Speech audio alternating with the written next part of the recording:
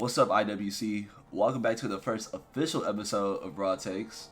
Today we're going to talk about yesterday's episode of Monday Night Raw. That was the May 19th episode, and let's just get right into it, right? Logan Paul opens the show. Very, very interesting choice to do that, you know what I'm saying? He has good heel heat, I guess. Decent wrestler, that's all I'm gonna say about that for now. But he opens the show, cuts a promo saying basically what everybody else is saying about Jey Uso, that he can't hold the world title. Like, he just can't hold that pressure, and I'm against that. Gunther comes out and tells Logan that, hey, you know what I'm saying? Like, if somehow you beat Jey at Saturday night's main event and take that world title, it's gonna be a problem because it's personal right now between me and Jey. It's personal, like it's real personal for me to beat Jey, which makes sense, you know. Like, he got to get his get back for him tapping out at WrestleMania, which was crazy. At the end of the promo, Jey sneaks up behind Logan and hits him with a super kick, and that's how we begin the show. Not bad, you know what I'm saying? Pretty typical Monday Night Raw beginning, in my opinion. After that, we get confirmation that Roxanne Perez signs to Monday Night Raw, which is a great sign. She's going to be great over the next couple of years. Future Women's World Champion. Maybe not this year, next year, but it's going to happen. It's just a matter of time. But also, we learned that Julia signs to SmackDown, which is great. Okay, so before the next match, we had a backstage segment between Paul Heyman and Jey Uso. Paul basically just told him that he has a match between him and Breakker in the main event, just to slow down his momentum as world title. And at the end of the day, he said no matter who holds the title, whether it's Logan, him, or Gunther, Seth Rollins is coming for them, no matter what. AJ Styles, Penta, Judgment Day of Finn Balor, and JD McDonough. AJ Styles looked really good in this match, outsmarting the Judgment Day. He got some really good offense. He showed off his ring IQ and athleticism. He looked really good in this match, bro. I don't know. This is probably the best AJ Styles we've ever seen, at least in the WWE. I don't know. I wasn't tapped into his TNA days. Y'all let me know how he was in TNA and if he was like that. I'm gonna tell y'all this right now. Finn Balor is one of my favorite wrestlers of all time, bro. He's very good in the ring. I don't like how he doesn't win. He barely wins matches, bro. That shit hurts. This is literally one of my favorites, bro. And he can barely win. But he got the dub yesterday, and we love that. But before we get to the finish, JD is like very reliable and one of the Iron Men of WWE. Bro, he's just really reliable and he's pretty good. Hopefully he can break out from the Judgment Day and make some noise for himself, bro, because when it's time, bro, he gonna be a problem. He was a problem in NXT when I was watching. Like, he was nice. Penta is a really cool, solid wrestler. He's a really good signing. Like, ever since he came to the WWE, bro, like, I've been locked in. I've been tapped in since he's been here. I'm impressed every time I see him, bro. Like, he's really good. At the end, El Grande, whatever, comes in and interferes for Finn to hit the coup de grace for him to win the match. I don't really care about the Americano thing, bro. It's just whatever. We got a backstage segment with Io Sky, basically talking about, you know, the qualifiers for the Money in the Bank. Becky Lynch came in, said, yo, you've never beat me.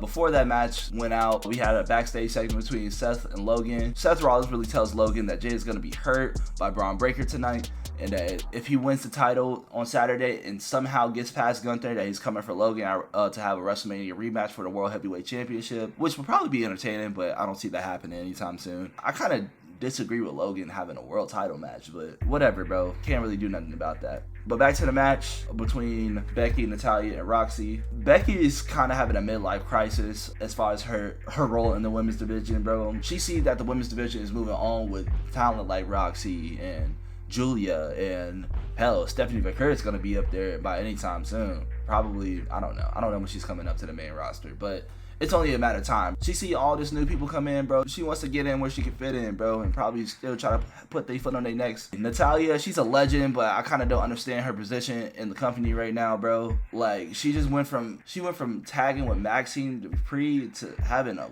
women's qualifier match for the Money in the Bank, and then she was just with another company too, like wrestling. Like, I know she got permission for it or whatever, but it's just a little confusing about where's her placement in the ring. And then Roxy, I don't think they're gonna push her to the moon yet, but when it comes times, bro, like, it's gonna be nice, and I'm gonna be looking forward to it. The match was kind of at first, but it picked up as the chemistry grew. After a couple commercial breaks, bro, All women was firing on all cylinders, bro. They looked really good. I was hating on Natalya before the match. As you saw as I'm reading my notes, I was hating at first, but she actually looked really good. For the finish of the match, bro, Lyra Valkyria came out, screwed Becky's chances of winning, which really set up Roxy to win, which is, I feel like, is well deserved, bro. And let's talk about it, bro. Royal Rumble, where she was like one of the last two. She was in the Elimination Chamber, I'm pretty sure, this year. Money in the Bank, bro. Let's be honest, bro. If she gets into Survivor Series or a War Games match, bro, greatest first year for a women's wrestler. Is that? Let me know, bro. Let me know how y'all feel about that, because she's on a pretty good run. And honestly, bro, it's just a matter of time till they push her to the moon, bro. Like, she's really reliable. She's really good in that ring too, bro. So yeah, bro, let me know how y'all feel about Roxy in the chat, man. Moving on, we have a Jay and Sami Zayn segment. Basically, Sami saying that he got Jay's back if anything, blah blah blah. He's gonna be out there if they try to play the numbers game at the main event. Typical. But moving on, bro, we got the Sheamus and Grayson Waller match. Sheamus is older, bro, but if there's anybody that I wouldn't want to get in the ring with, bro, it is probably Sheamus, bro. Like, he just hit too damn hard, bro. Why? Like, he actually be fighting people, bro. And then Grayson Waller, bro, who cares? Who really cares? Nobody really cares, you know what I'm saying? I wish they would really move along with the him and Austin Theory like breakup. I'm just over it. I'm just ready for that to move on. It seems like it's torture to go and get Sheamus in a match, bro. And you can get a little offense in, bro. But it really seems like he's gonna beat you senseless, bro. Like, you're gonna have to earn the W, which Grayson Waller didn't do. We had a Chad Gable segment of him trying to get him and Ivy Nile into the Money in Bank qualifier match, but Grande Americano or whatever. New Day comes into the segment trying to make a deal with American Made to screw over the War Raiders. The tag division is pretty boring at the moment, bro. There's not really much to say about it. I mean, New Day's are champs right now. Both tag divisions are a mess right now. You need to get like the Usos or like the Lucha Bros together to fix that shit. They announced that it's going to be Akira versus Rusev next week, but I'm pretty sure I thought it was this week, because I was kind of looking forward to see Rusev. We also learned that Tyrese Halliburton is going to be in WWE 2K for some reason. People don't even play NBA 2K like that, so they got the files and just moved it over, just copy and paste. So we have a Seth and Gunther segment basically saying, giving the same threats that they gave to Jay and Logan. Oh, bro, like, I want the world title, and when it comes to my chance to have that match, bro, I'm going to beat that ass. Then we have the next women's qualifiers match for the Money in the Bank. We have Rhea, Kairi Sane, and Zoe Starks. I feel like Rhea needs to move along from the women's title, bro. It's just a Money in the Bank qualifier, so she has to earn it again. I don't know how everybody else feels, but I'm tired of seeing Rhea with the world title, bro. She's really been in a world title picture since WrestleMania 39, bro. We're like 3 years removed from that. Like, she had a really good run, bro, but it's time to move on. Kairi Sane just got back from injury. I think they silently got rid of Damage Control because of Dakota Kai, which is sad, bro. They shouldn't have let her go, but I understand why, bro, because, you know what I'm saying, she's injury prone. Zoe Starks also lost her tag team partner, and I thought she was gonna win this match, but she got a terrible injury, so get well soon to Zoe Starks, bro. That looks really bad. At the end of the match, though, Rhea wins. I understand her being into the Money in the Bank. It is a big match, so it's probably good to have your biggest stars into that type of match. I mean, the fans look like they still love her, so good for her, man. Moving on. For the main event, we have a Judgment Day segment with Roxy, which is really interesting, bro. It looks like Finn is trying to recruit Roxy into the Judgment Day, but realistically, I think he should be trying to find his way out of the Judgment Day. Dom is still thinking to Liv. We should let Liv know. Like, come on, bro. Like, you're a grown ass man, bro. You don't need permission from Liv Morgan. But Roxy came with gifts, bro. You know what I'm saying? She gave Dom nuggets and shit, and then she gave Carlito an apple. Probably should have gave Raquel, like, I don't know, a basketball. You know what I'm saying? The Lakers need her. I put in my notes, Raquel's gonna snitch to Liv about this, like she doesn't watch the show. Like, come on, bro.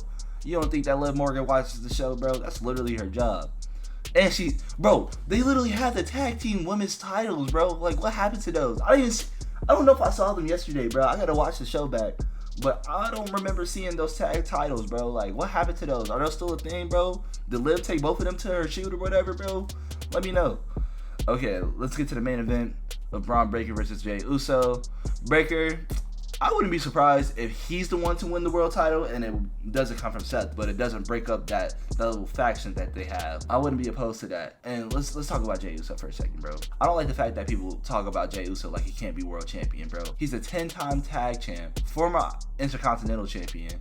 He knows what it takes to be a champion, bro, in the WWE. Just because he hasn't been world champion or hasn't been in the world champion picture until now doesn't mean it's impossible. Like, we saw Kofi Kingston hold that title for 6 months and then got squashed by Brock Lesnar. Let's be honest, bro. He can hold his own for a world championship, bro. We need to stop disrespecting Jey Uso like that, bro. He's nice. He's nice. It was a decent match, but it ended DQ. Don't really agree with that. Paul Heyman pulled Jay's leg down, stopped him from doing a dive outside the ring, and then he wants to go attack Jay. Paul Heyman acted like he was about to fight back, but you know, that was just setting up for Seth to come in and interfere and beat the hell out of Jey Uso, which sets up for Sammy and CM Punk to come out to have their little brawl to set up their match for Saturday night's main event, which I can't wait to talk about Saturday night's main event. I'm gonna have that out by, I don't know when. I'm not gonna promise y'all anything. Before the show ended, Logan gets his get back and sneaks Jay with the right hand, you know, knocks him out with that punch, but he was bleeding a little bit, which was a little weird. Overall, this was a decent show of Raw. Nothing too crazy that happened, you know what I'm saying? Let me know what I should do, bro. Should I give it like a rating? Should I give a highlight and then a low light of these shows? I think this is a go home show for Saturday night's main event. I'm gonna watch it, I think, but I'm not. It's like non-canon filler, bro. We got John Cena versus R-Truth for no title match, bro. But I'm gonna tell y'all how I feel about that when I give my predictions of Saturday night's main event. But I appreciate y'all watching, bro. Like, subscribe. Tell me how y'all feel about this episode of Raw. Let me know what y'all like, what y'all didn't like, man. We'll see y'all for Friday Night SmackDown, and I'm gonna give my prediction for Saturday night's main event.